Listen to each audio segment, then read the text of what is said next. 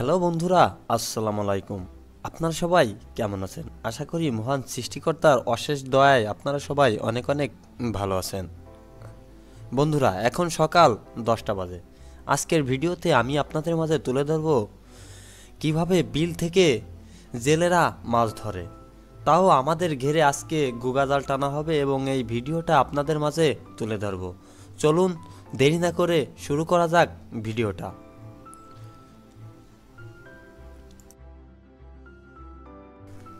সত্যি বন্ধুরা, আপনারা দেখে অবাক হবেন যে এই দুই বিলের মাঝখানে হচ্ছে এই খালপাড়ের বসতিগুলো। তারা কিন্তু এখানে সুন্দরভাবে গ্রামীণ পরিবেশে বসবাস করে। আর আপনারা এখন যে লোকগুলো দেখছেন, এরাই কিন্তু আমাদের মাছ ধরে দেবে। এরা কিন্তু সবাই আমার আপনজন, চাচা, কাকা, নানা, দাদা, এক একজন এক এক ধরনের সম্পর্কে। তারা কিন্তু আমার খুবই নিকটতম লোক। তাদের দিয়ে হচ্ছে আজকে আমরা আমাদের ঘেরের মাছগুলো ধরাতে চলেছি। দেখুন, আমরা কিন্তু এই গ্রামীণ বসতির উপর দিয়ে কিন্তু যাচ্ছি। দেখুন, এই ভিতর থেকে কিন্তু একটি রাস্তা চলে এসেছে এখানে, এবং এই রাস্তা দিয়ে কিন্তু এখান থেকে বাজার কিন্তু প্রায় 4-5 কিলোমিটার দূরে। সেখানকার বাজারে গিয়ে কিন্তু তারা কিন্তু সেখানে কিন্তু হাট বাজার সাধারণত করে থাকে। বন্ধুরা, এটা কিন্তু হাড়ি এবং এর ভিতরে হচ্ছে আপনার জাল। এইগুলো দিয়ে কিন্তু আমরা মাছ ধরতে যাচ্ছি। আর এগুলো হচ্ছে আপনার গুগা জাল। আর এটি হচ্ছে একটি জেলে বহর। এই বহরের সাথেই আমরা আছি।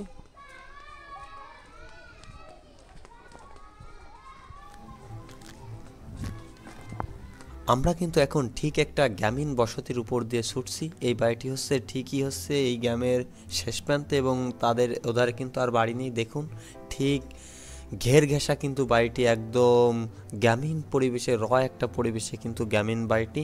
আমাদের ঘের কিন্তু আর অল্প কিছু সময় হাঁটা পরেই কিন্তু আমরা পেয়ে যাব, এবং সেখান গিয়ে কিন্তু আমরা মাছ ধরা দেখব। দেখুন, আমরা কিন্তু কলা গাছ আছে কিন্তু এই ফাড়ি দিয়ে যেতে কিন্তু একটু এই কাকার কিন্তু অসুবিধা হচ্ছে। তিনি হচ্ছে আমার চাচা, অর্থাৎ আমার দুদু। তিনি কিন্তু আমাকে কিন্তু খুবই ভালো জানে এবং খুবই আদর করে। এই হচ্ছে সামনে আমার চাচা, এবং আমিও কিন্তু তাদের পিছ কিন্তু চলছি। দেখুন কি সুন্দর গ্রাম বাংলার এই পরিবেশের ভিতর দিয়ে কিন্তু আমরা আজকের ভিডিওটা তুলে ধরছি আপনাদের সামনে। ভিডিওটি ভালো লাগলে শেয়ার করে কমেন্ট করে জানাবেন।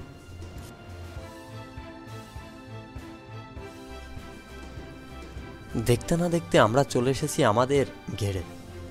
একটি ঘেরের মাছ ধরা কিন্তু অতটা সহজ না, অনেক লোক লাগে এবং সেখানে কিন্তু অনেক ধরনের কাজ থাকে। সেই কাজগুলো করার পরেই কিন্তু এই গুগা জাল দিয়ে কিন্তু মাছগুলো ধরা যায়। আমাদের ঘেরে এখন কিন্তু আমরা ময়লাগুলো কিন্তু আগে পরিষ্কার করে নিতে হবে, অর্থাৎ ঘেরের ভিতরে যে কুঞ্চি, তারপরে বন জঙ্গল থাকে, সেগুলো কিন্তু বন্ধুরা পরিষ্কার করে নিতে হবে। তারপরে কিন্তু মাছগুলো ধরতে হবে। আমাদের ঘেরে কিন্তু এখানে কিন্তু 8 থেকে 10 জন মানুষ এসেছে মাছ ধরার জন্য, এবং তারা কিন্তু সবাই কিন্তু কঠোর পরিশ্রম করে কিন্তু মাছগুলোকে ধরবে। এবং গুগা জাল টানতে গেলে কিন্তু প্রায় 10-15 জন লোক কিন্তু লাগাই, তা না হলে কিন্তু হবে না, এবং সঠিক পরিমাণে মাছ কিন্তু তুলতে পারবেন না।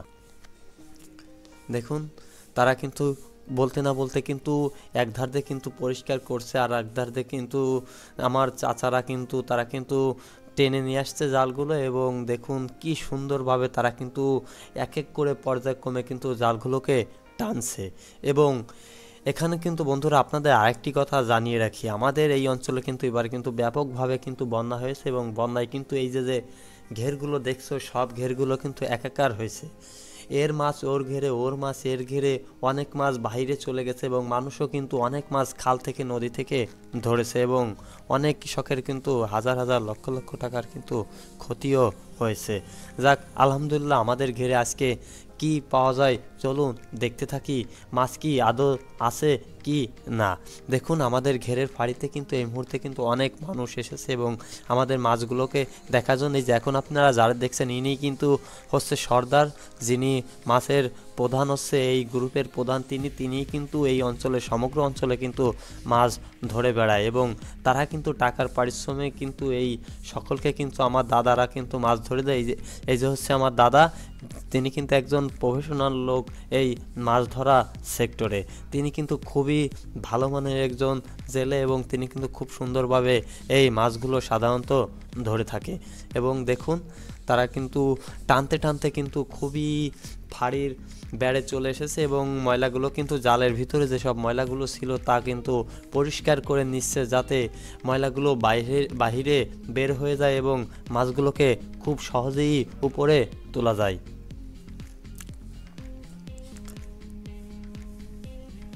এখান থেকে আমরা কিন্তু অনেক ধরনের মাছ দেখতে পাচ্ছি। নলা মাছ, পুঁটি মাছ, পেটালা মাছ, মৃগেল মাছ, গ্লাস কাপ, অনেক ধরনের মাছ কিন্তু আমাদের জালে উঠেছে এবং এক এক করে কিন্তু ঘোপ তৈরি করছে তারা এবং এই ঘোপগুলোকে কিন্তু উঠাচ্ছে এবং সেখান থেকেই কিন্তু মাছগুলো প্রধানত ওঠে। এই গুগা জালে কিন্তু বন্ধুরা আপনার ঘেরে যে মাছগুলো থাকে শাখারা কিন্তু সব মাছগুলো কিন্তু উঠেছে না, অর্থাৎ আপনার ঘেরে যদি 100%-এর 50% মাছ ওঠার সম্ভাবনা বেশি থাকে, কারণ এই সময় বর্ষার সময় কিন্তু ঘেরে কিন্তু অনেক পানি থাকে এবং এত পানিতে মাছ তোলা কখনোই কিন্তু সম্ভব নয়, যার কারণে কিন্তু এই সময় ঘেরালারা কিন্তু কিছু সংখ্যক মাছ ধরে কিন্তু তাদের অর্থনৈতিক যেসব লেনদেন টাকা পয়সা আছে এইগুলো কিন্তু খাবারের টাকা পয়সা তারা কিন্তু মিটিয়ে থাকে।